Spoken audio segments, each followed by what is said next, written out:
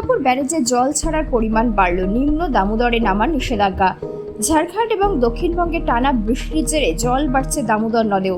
পাঞ্চেত এবং মাইথন জলাধার থেকে জল ছাড়ার জেরে জল বাড়ছে দুর্গাপুর ব্যারেজেও। মঙ্গলবার দুর্গাপুর ব্যারেজ থেকে দফায় দফায় জল ছাড়া হচ্ছে। এখনো পর্যন্ত প্রায় ৭৭,৭৭৫ কিউসেক হারে জল ছাড়া হচ্ছে।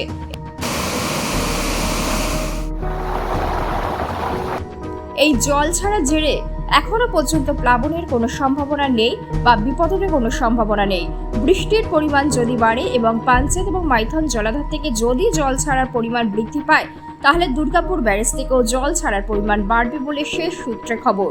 তবে নিম্ন দামোদরে মানুষজনকে নামতে দেওয়া হচ্ছে না, বাড়তি নজর শুরু করেছে রাজ্য প্রশাসন।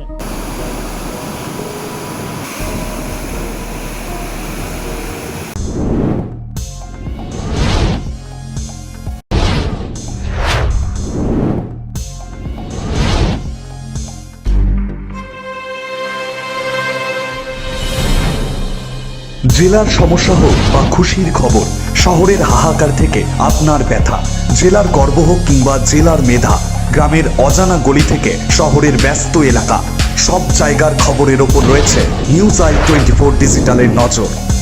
News I 24 digital.